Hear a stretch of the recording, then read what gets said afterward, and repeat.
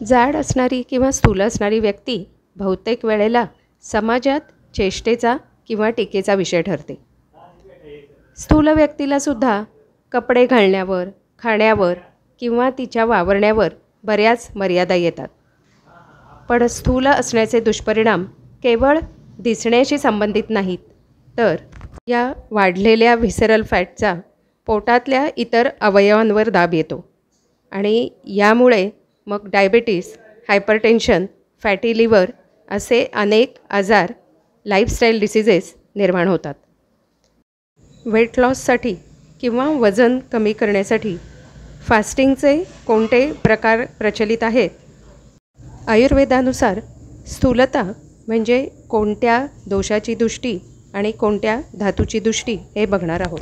Weight loss किंवा वजन कमी करण्याच्या फास्टिंगमधला पहिला प्रकार असा आहे की 1 दिवस तुम्ही तुमचं नॉर्मल रूटीन जे जेवण जेवता, जसं जेवता तसं जेवायचं आहे आणि दुसऱ्या दिवशी अतिशय कमी कॅलरीज जातील, साधारण 500 कॅलरी असे पदार्थ आहारात हवेत.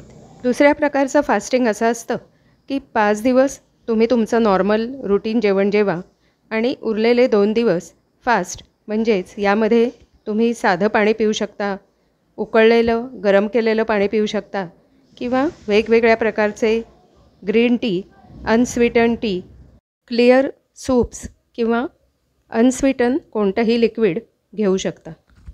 तिसरा फास्टिंगचा प्रकार म्हणजे सकाळचा ब्रेकफास्ट किंवा न्याहारी घ्यायची नाही आणि सकाळचे जेवण आणि रात्रीचे जेवण यामध्ये 8 तासाचं अंतर पाहिजे आणि त्यावेळा ठराविक ठेवायला हव्यात. यामध्ये रात्रीचं जेवण 8च्या आत करायचं असतं. वेट लॉससाठी किंवा वजन कमी करण्यासाठी सगळ्यात जास्त प्रचलित असणारं फास्टिंग म्हणजे इंटरमिटंट फास्टिंग.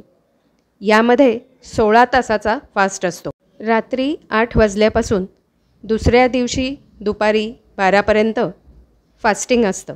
या फास्टिंगच्या काळामध्ये साखर नसलेले द्रवपदार्थ म्हणजे वेगवेगळे herbal tea, green tea, black coffee, लिंबू पाणी किंवा यासारखे इतर द्रवपदार्थ, साधं पाणी, उकळलेलं पाणी हे पदार्थ तुम्ही घेऊ शकता. आयुर्वेदानुसार स्थूलता ही कफदोषाची दृष्टी आणि सप्तधातूंपैकी मेद या धातूची दृष्टी असते. पुढच्या व्हिडिओमध्ये स्थूलतेमुळे धातूंवर होणारे दुष्परिणाम आणि आयुर्वेदानुसार वेट लॉससाठी फास्टिंग म्हणजे काय हे बघूयात.